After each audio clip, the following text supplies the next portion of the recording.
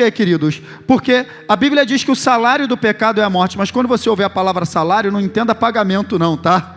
Tipo assim, então eu vou pecar que eu vou receber um salário. Vai receber a morte. Você percebe? Então, na verdade, não é um pagamento. Se eu recebo um pagamento de morte, eu tenho uma dívida de vida. Se eu recebo um pagamento de morte, então se cria uma dívida de vida.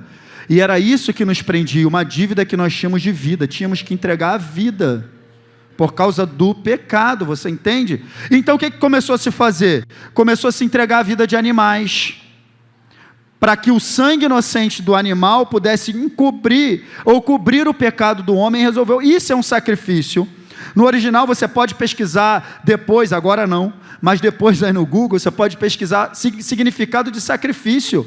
É uma oferta que é oferecida a Deus, sabe, como oferta, como holocausto, como expiação pelo pecado do homem, para que o homem fique livre. Só que o que acontecia? Naturalmente, o homem sacrificava o animal, mas errava de novo, sacrificava o animal, errava de novo, sacrificava o animal. Então, o problema não é o ato, escuta aqui, o problema do pecado não é algo físico, o problema do pecado é algo interior, é espiritual, você entende? Então, o sangue de animal não estava resolvendo o problema, porque o mal precisa ser tirado na raiz,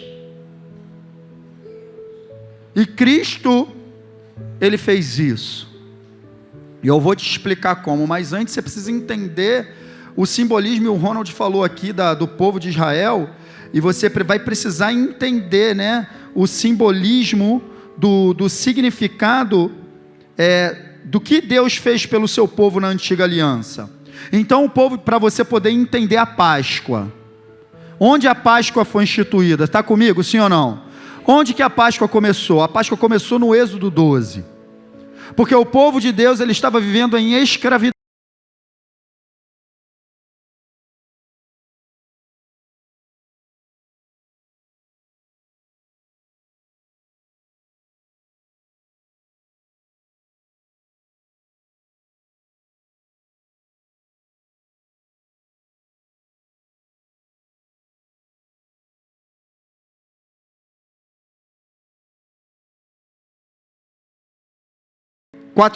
Anos, e aí beleza, Deus chama Moisés, no capítulo 3 do Êxodo, aparece para ele numa sarça ardente: Moisés, o clamor do meu povo chegou até mim, meu povo está em escravidão, e eu tenho te levantado para tirar o meu povo debaixo do jugo de Faraó. É interessante qual a presciência de Deus, que ele em nenhum momento disse para Moisés que ele iria tirar o povo e entrar com o povo na terra. Ele disse: eu estou te levantando para tirar o povo do Egito, porque Moisés de fato não entrou na terra com o povo. Então, preste atenção, Deus está no controle o tempo todo, e tudo isso que eu estou te contando aqui foi por sua causa, por minha causa, porque Deus, ele criou o homem para amá-lo, para ter relacionamento com ele. Só que existe algo que atrapalha, que rompe o relacionamento entre o homem e Deus, que se chama pecado, querido.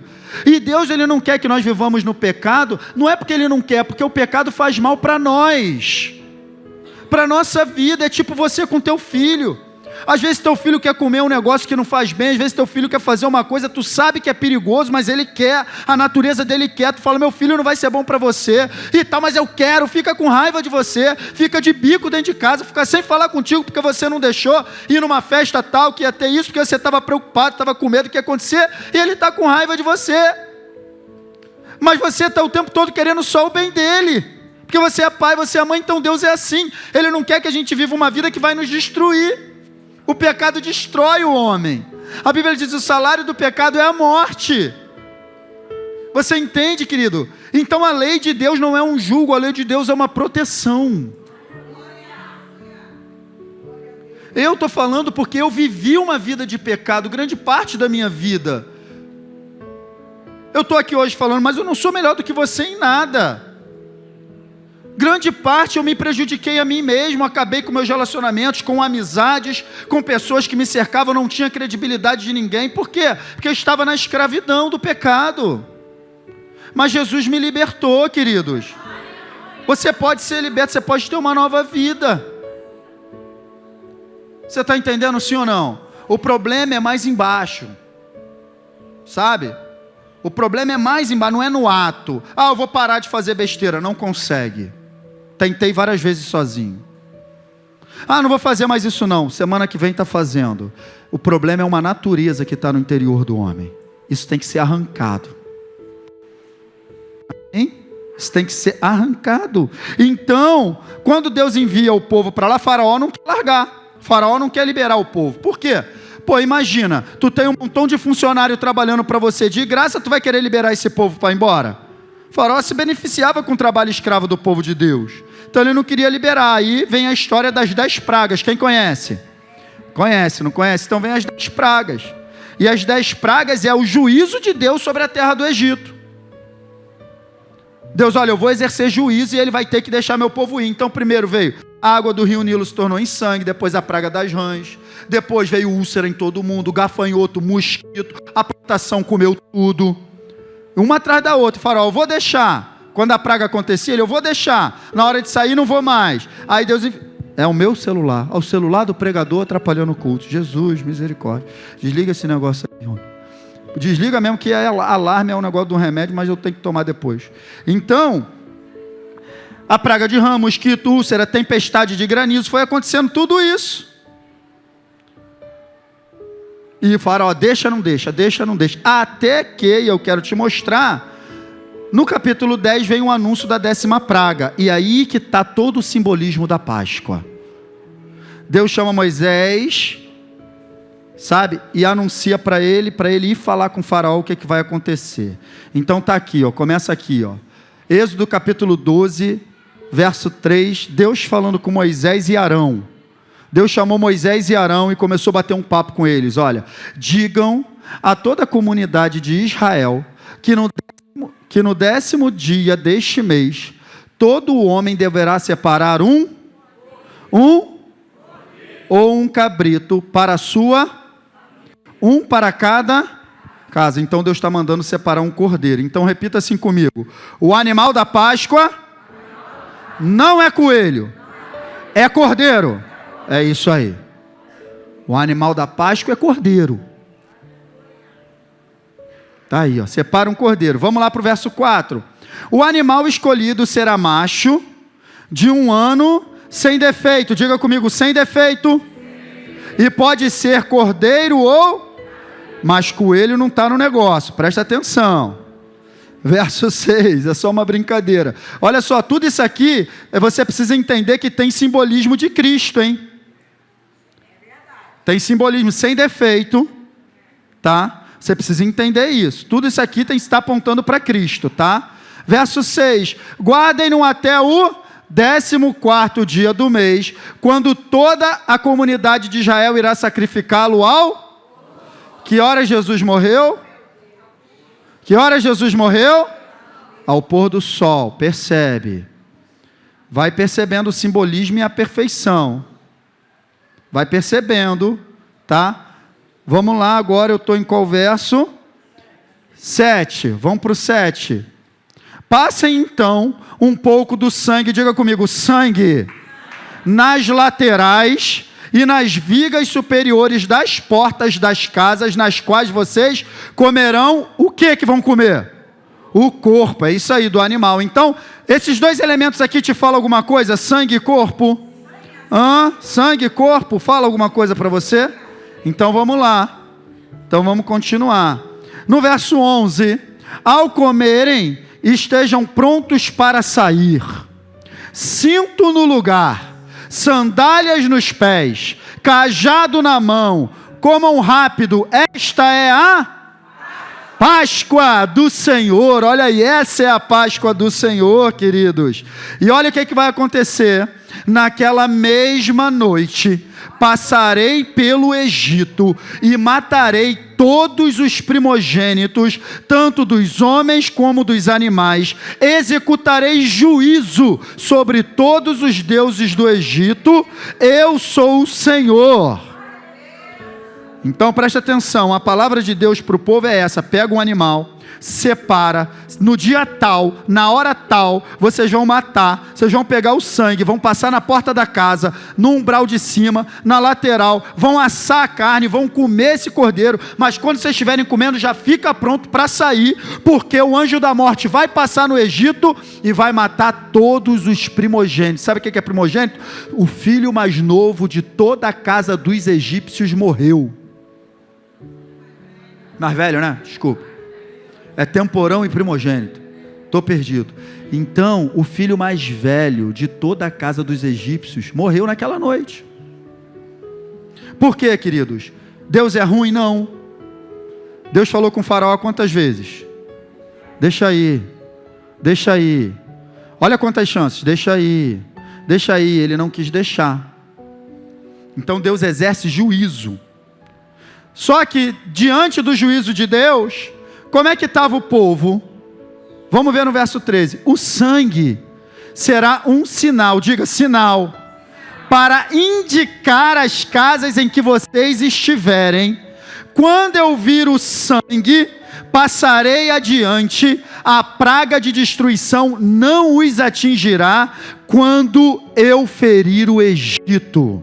Então o sangue na porta protegeu, e o anjo da morte passou, e assim como em todas as outras pragas, o povo de Deus não foi atingido, e os primogênitos da casa do povo de Deus não morreram.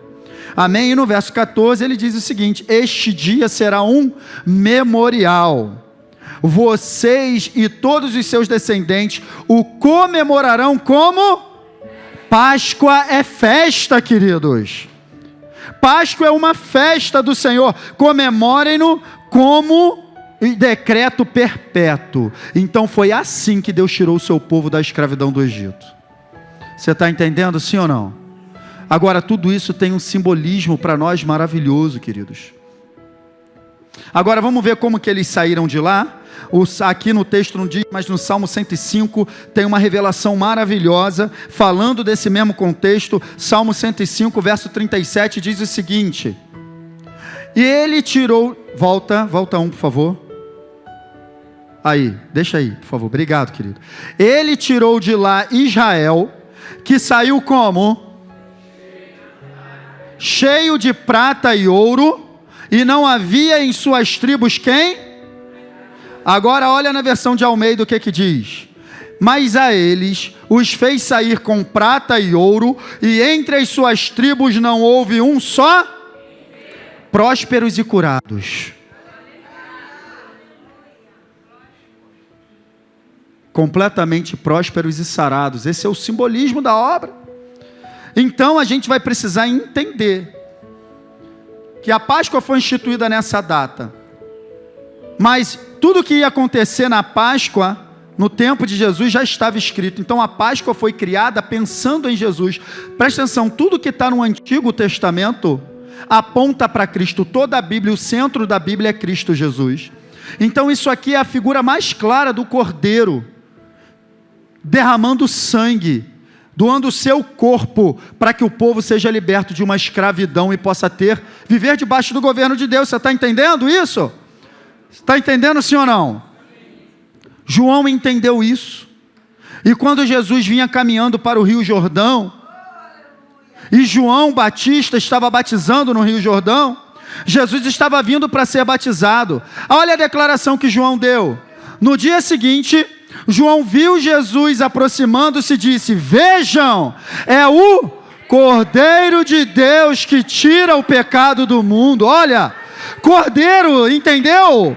O animal é cordeiro. Cristo foi oferecido como um sacrifício de cordeiro.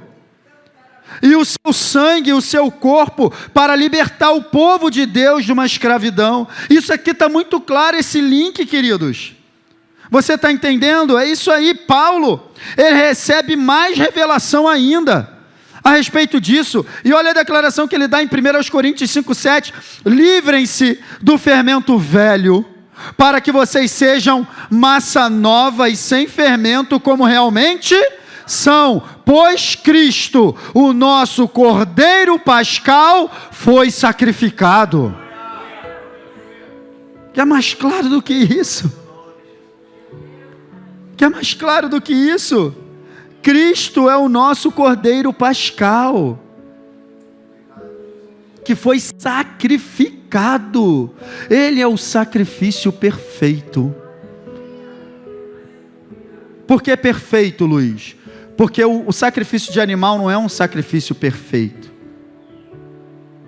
Porque ele é sangue de gente como a gente.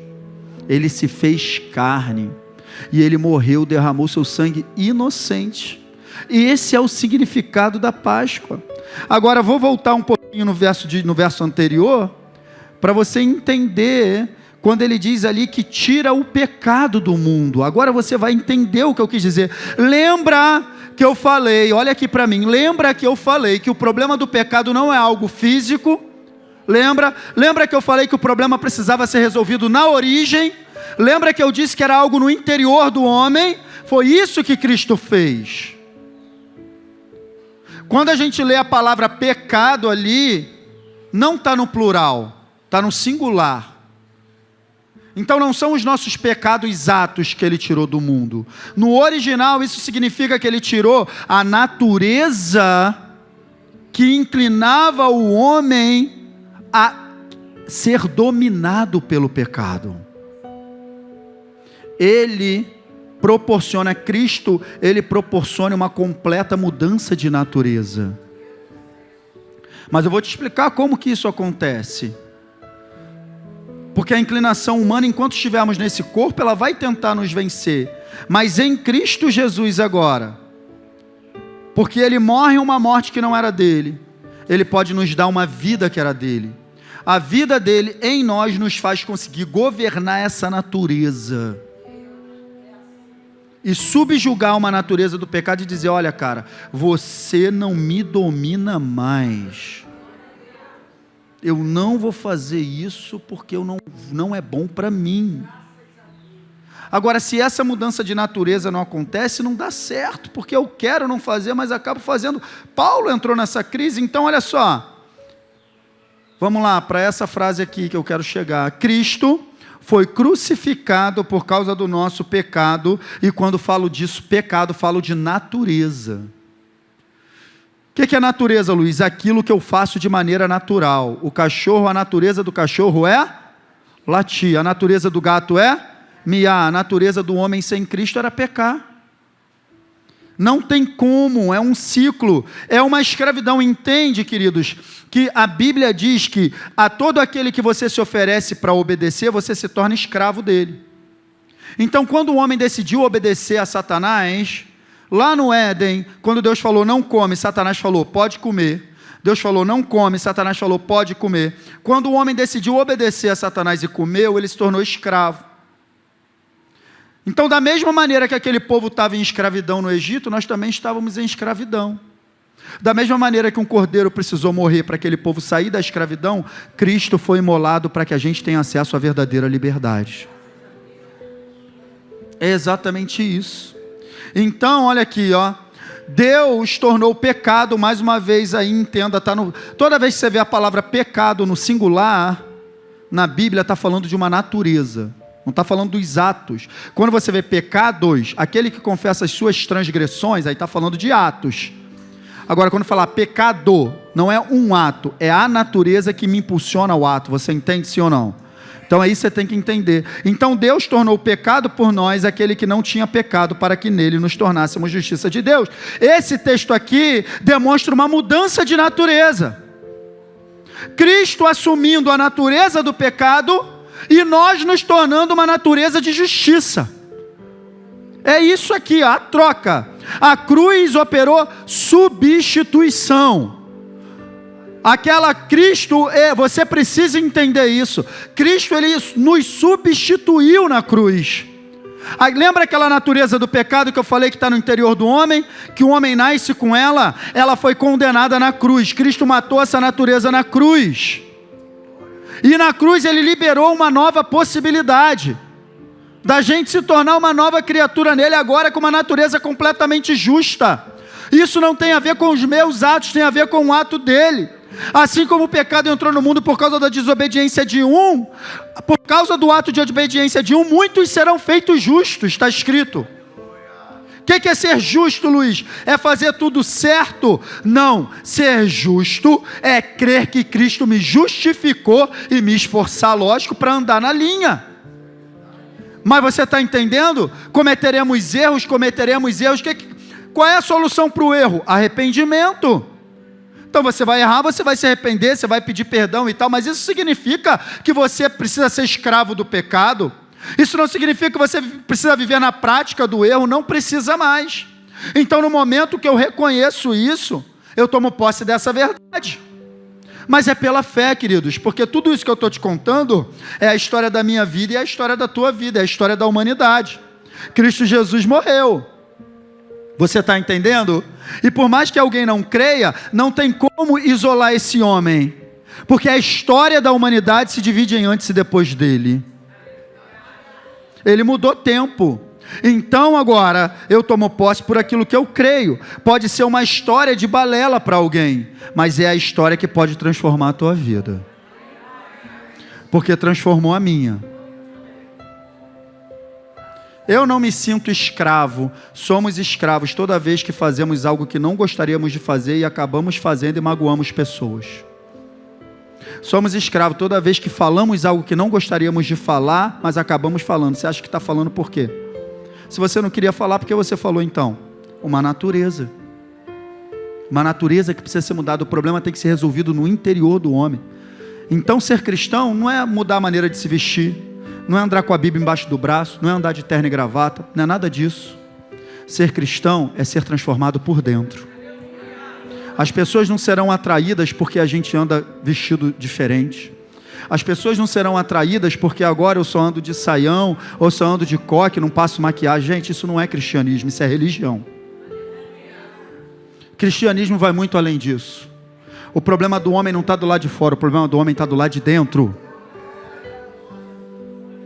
É lógico que se eu tenho a minha natureza mudada dentro, isso acaba aparecendo no exterior. Naturalmente eu vou mudar alguns comportamentos, mas não por imposição de religião, porque o Espírito Santo no meu interior vai me mostrar algumas coisas que eu preciso mudar, porque evangelho é mudança de vida, amém? Amém. Mas não é por força. Então ao você entregar sua vida a Jesus, aqui nessa igreja, eu posso dizer por aqui, você não vai receber uma cartilha. Olha só, você entregou sua vida a Jesus, vem cá por favor, você entregou, olha só, agora você vai ter que isso aqui, não pode mais usar isso, não pode esse brinco, já pode tirar, não é isso que resolve o problema, não é isso, o problema é a palavra de Deus que vai entrando. Vocês têm sido lavados pela palavra que eu vos tenho falado, vocês têm sido lavados pela palavra que eu vos tenho falado, vocês têm sido lavados pela palavra que eu... Deixa a palavra te lavar. Deixa a palavra, tanta coisa, queridos. Olha, quando eu entreguei minha vida a Jesus, querido, se eu só te falar de onde eu saí, tu não vai nem querer mais me ouvir. Você fazia isso, está falando aqui, eu vou me embora. Vai falar isso. O pior aqui sou eu. Não tem ninguém aqui que esteja numa condição pior do que a que eu estava. Tem ninguém. E se Ele transformou minha vida, Ele transforma a tua, cara.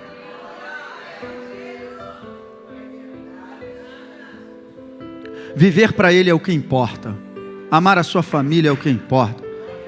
Amar ao próximo é o que importa. Ajudar o próximo é o que importa. Ser igreja não é julgar, ser igreja é reconciliar. Ele não nos deu o ministério de condenação, Ele nos deu o ministério de reconciliação. Não somos melhores do que ninguém. Não temos esse direito. Eu vou falar disso aqui. Então Ele mudou a nossa natureza, olha só. Portanto, se alguém está em Cristo, é uma nova. As coisas antigas. E o que surgiu? Coisa nova, vida nova. Vida nova, vida nova. Eu declaro vida nova nessa manhã, querido. Vida nova, vida nova, vida nova, vida nova, vida nova. Nova vida. Você precisa entender, cara. No momento que você entrega a sua vida a Jesus, surge no teu interior algo que nunca aconteceu antes, uma nova criatura. Essa expressão no original indica novo de algo que nunca existiu antes. Ele transforma o teu interior, Ele te dá vida no espírito e você consegue viver em paz. Satanás tem dominado a mente, cara, das pessoas. Tem dominado a mente das esposas, dos maridos. Não amo mais. Mentira, você ama. Tua mente está aí camuflada pelos sentimentos. Eu vou largar, vai largar nada. Deus uniu vocês, cara. É para a eternidade. Deixa o amor de Cristo governar teu coração para tu ver se tu não ama. Eu também achei que não amava mais a minha esposa. Via beleza em todo mundo, mas não via beleza nela. Satanás, eu estava cego. Você entende? Todo mundo é bonito, mas quem está do teu lado não é. Isso é maligno. O homem precisa ser liberto. Sabe? Quando eu entreguei minha vida a Jesus, eu tive minha vida transformada. Parei de olhar para uma mulher somente como um pedaço de carne, um instrumento de prazer. Porque geralmente é assim. Não, cara, a tua natureza precisa mudar, cara. Não é parar de fazer errado, é morrer e nascer de novo.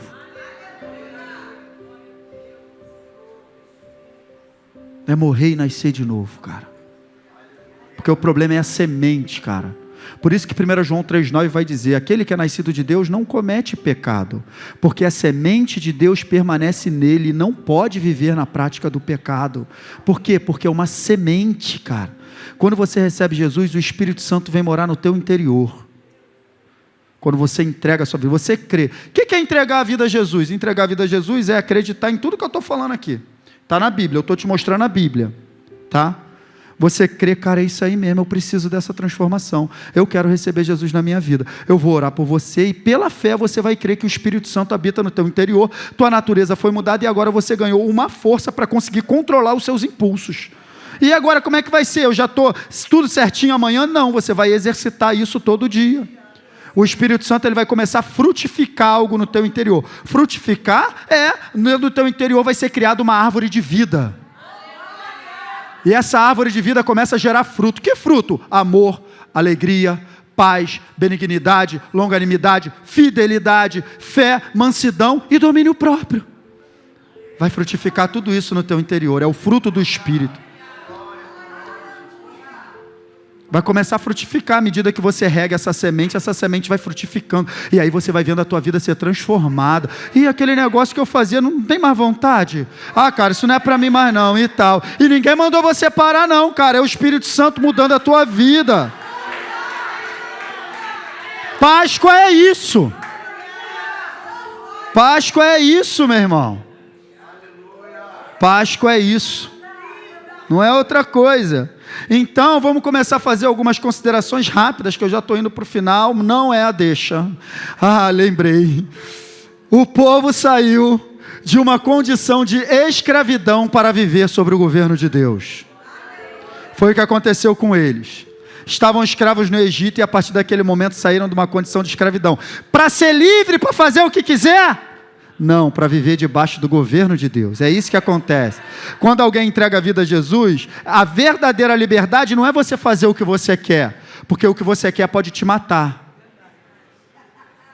Ah, entendeu? A verdadeira liberdade é você estar debaixo do governo de um pai que quer o teu bem. Então a verdadeira liberdade é você ser obediente à voz do papai que quer só o teu bem. Teu pai é teu melhor amigo, cara. Para de ouvir amigo e começa a ouvir teu pai, tua mãe. Eles querem o teu bem. Então Deus quer o teu bem. Quando a gente vive debaixo do governo dele, o que é o governo dele, Luiz? Isso aqui é o meu estilo de vida, cara. É como ele me governa. O que Deus pensa a respeito disso? Está aqui o pensamento de Deus a respeito de tudo. Isso aqui é o pensamento de Deus. E diz lá em 1 Coríntios 2 que nós temos a mente de Cristo. Nós temos a mente de Cristo. É viver pela palavra, na prática. Ah, mas eu não levo desaforo para casa. Opa, essa velha criatura morreu. Esquece isso, deixa isso para lá, engole o sapo, fecha a boca, não responde. Isso, morreu a velha criatura, aleluia.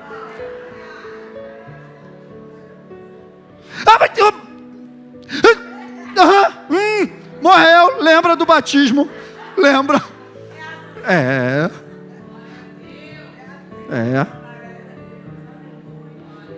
É isso aí. Então, viver debaixo do governo de Deus não é fazer o que eu quero. Você está entendendo, sim ou não? É isso aí. O povo saiu dessa condição. E nós também. Nós também. Você quer ver? Olha aqui, ó. Dá uma olhada comigo. Ó. Pois Ele nos resgatou do domínio das trevas, mas Ele nos deixou solto. Ele colocou debaixo de um reino. Reino tem um rei. E quem manda no reino? O rei. Então, eu estou no reino quando eu faço a vontade do rei, olha só, do seu Filho amado, verso 14, em quem temos a redenção, a saber, perdão de pecado. Você entende? Fomos libertos para viver debaixo do governo dele. Você está entendendo, sim ou não? É isso. O que mais aconteceu com aquele povo? Vamos lá, vamos fazer algumas considerações. O sangue do Cordeiro era a marca de que aquele povo tinha uma aliança com Deus, amém? Lembra que Deus falou? O sangue será um sinal, a marca, que quando eu ver o sangue, vocês têm uma aliança comigo. E eu não vou, a morte não vai passar na casa de vocês, você entende? Então, pelo sangue de Cristo nós temos uma aliança com Deus.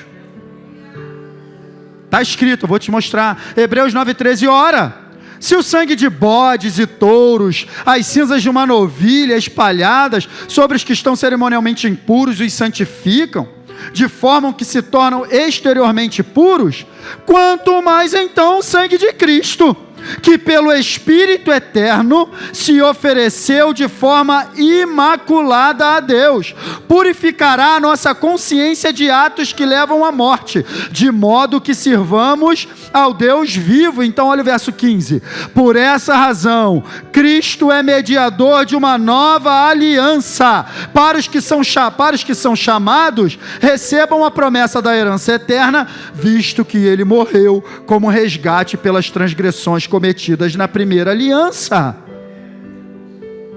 Então, através do sangue de Cristo, nós temos agora uma aliança com Deus. Quando você entrega verdadeiramente no teu coração sua vida a Jesus, você aceita o sangue de Cristo como pagamento pelos seus pecados, expiação. Ele morreu como resgate. Resgate fala de um pagamento de preço para libertar alguém. Você entende isso? Quem já viu o filme já sabe, né? Resgate. Paga o preço que eu liberto, não é isso? Então ele se ofereceu como resgate. O sangue dele foi o preço para que nós fôssemos libertos. Então agora nós cremos e tomamos posse disso, estamos em aliança com Deus. O que significa estar em aliança com Deus? Eu vou te mostrar. Fazemos parte de uma aliança de cuidado, proteção, provisão e saúde. A aliança, nós lemos em Êxodo, que o sangue seria uma marca de proteção, amém? De cuidado. Então essa aliança que nós temos é uma aliança de cuidado. E em meio a todo juízo, olha aqui para mim, em meio a todo juízo que Deus estava exercendo no Egito, o povo dele estava protegido pelo sangue. A morte não entrou na casa deles. A água da parte da cidade de Gósen, onde eles viviam, não se tornou sangue. As rãs não foram lá. Não teve mosquito, nenhuma praga entrou lá. Porque eles estavam debaixo de uma aliança. Mesmo em meio ao caos. Você precisa saber, queridos, que essa terra que nós vivemos está caminhando para ficar cada vez pior. E Deus derramará o seu juízo sobre a terra. Deus condenará pessoas que estão caçoando dele, ridicularizando ele, falando que Jesus é gay. Deus exercerá juízo, mas aqueles que tiverem uma aliança de sangue com ele, estarão protegidos mesmo durante o juízo. É uma aliança de proteção, é uma aliança de cuidado, mas eu preciso estar inserido nessa aliança, cara. Existe a minha parte, eu já vou falar disso. O anjo da morte não pôde entrar. Lemos no Salmo 105, que o povo saiu com prata e ouro, totalmente providos, não vai faltar nada na tua casa. Porque essa aliança é uma aliança de proteção, de provisão. Não vai faltar na tua casa. Não vai faltar na tua casa. Acabamos de sair de uma pandemia, entramos numa guerra, não vai faltar nada na tua casa. Porque você tem uma aliança com Deus vivo. É uma aliança de provisão. Lemos também lá no Salmo 105 que todos saíram com saúde, não havia um só enfermo. As doenças aumentam, mas você tem saúde divina no teu corpo. Ele cura você, tome posse disso. Essa é a aliança que nós estamos, queridos. A morte dos primogênitos, volta um para mim. A morte dos primogênitos dos egípcios, não, foi o juízo de Deus para libertar o seu povo. É isso que eu estou falando, estaremos protegidos. Agora você pode se perguntar, tá bom, e aí? Entendi tudo. Entendi o povo lá saindo. Entendi que aquele cordeiro que morreu lá, o sangue, simbolizava Cristo. Entendi Cristo, entendi a libertação. E agora? Deus fez isso por mim e tal. E agora? E agora? Eu não teria outro texto para fechar essa mensagem que não fosse esse aqui, ó, queridos.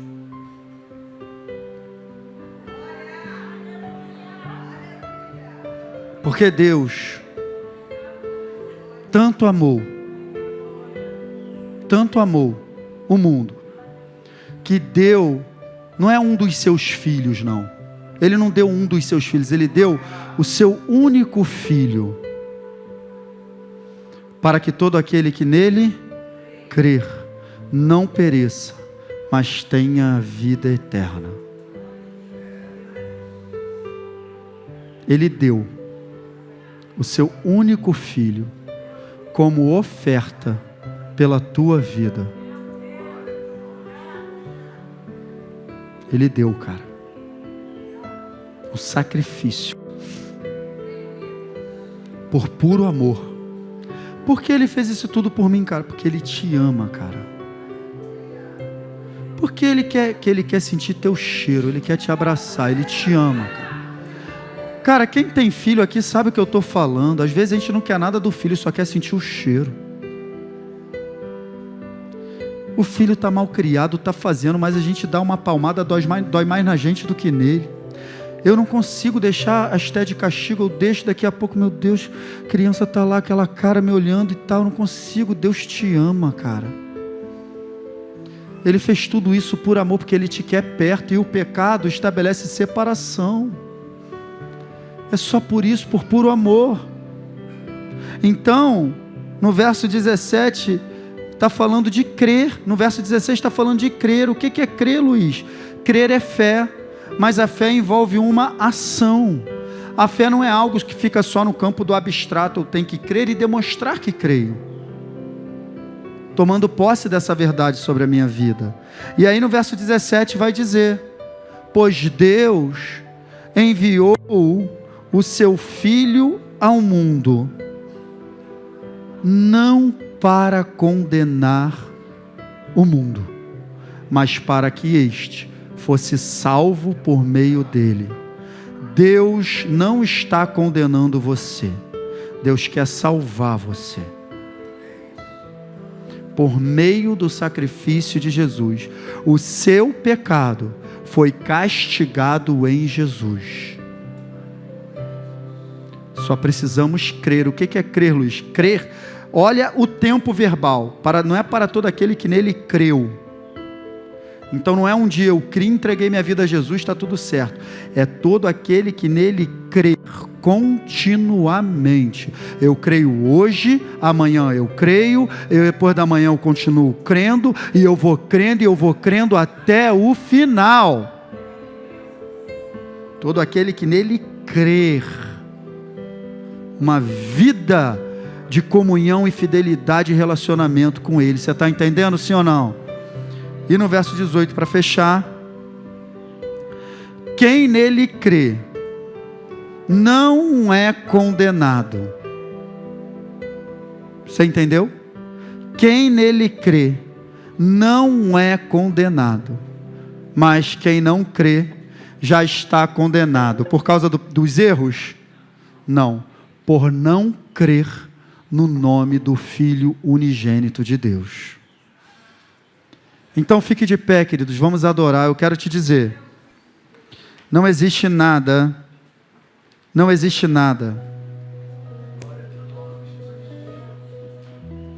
Olha aqui para mim que eu não acabei ainda. Não existe nada na sua vida que possa condenar você. Não existe nada na tua vida que possa ser mais forte do que o sangue de Jesus derramado pela tua vida. Não existe nada. A única coisa que pode condenar o homem é ele não crer no Filho de Deus. Está escrito. Ele não vai ser condenado pelos seus erros, mas por não crer. E se eu creio, eu já disse aqui, isso implica uma ação. Entregar a vida a Jesus é reconhecer esse sacrifício como sendo para você. Jesus, ele morreu pela humanidade inteira, mas todos serão salvos? Não. Só serão salvos aqueles que demonstrarem crença, que tomarem posse. Então eu creio e eu tomo posse disso sobre a minha vida. Entregar a vida a Jesus não é receber uma cartilha de como agora eu devo me vestir, de que eu não posso mais faltar domingo para a igreja. Ir para a igreja é bom, mas ir para a igreja não salva. Ir para a igreja faz parte, mas ir para a igreja não salva. Então entregar a vida a Jesus não é dizer que agora eu sou crente. Na verdade eu só entreguei porque eu já criei. Então eu já fui, né? Entregar a vida a Jesus é dizer o seguinte: olha, eu reconheço que esse sacrifício foi por minha causa. Realmente, muitas vezes eu não consigo exercer domínio sobre mim mesmo. Eu preciso dessa força porque eu não quero mais viver uma vida errada, de pecado, magoar pessoas, ou magoar até mim mesmo. Eu preciso de Jesus na minha vida. Então, durante esse louvor, tá? Eu quero que você considere a possibilidade de você entregar sua vida a Jesus hoje. Considere isso, pense aí com você. É uma decisão que eu não posso tomar por você. Um dia eu tomei. E eu posso te dizer, foi a melhor decisão que eu tomei na minha vida. Porque transformou a minha vida, transformou a minha família, transformou meus relacionamentos, transformou tudo. Mas essa decisão só você pode tomar por você. Ele é o sacrifício perfeito. Ele te ama demais, amém? Então considere a possibilidade. No final, antes de terminar, eu vou te dar essa oportunidade, tá bom? Vamos adorar.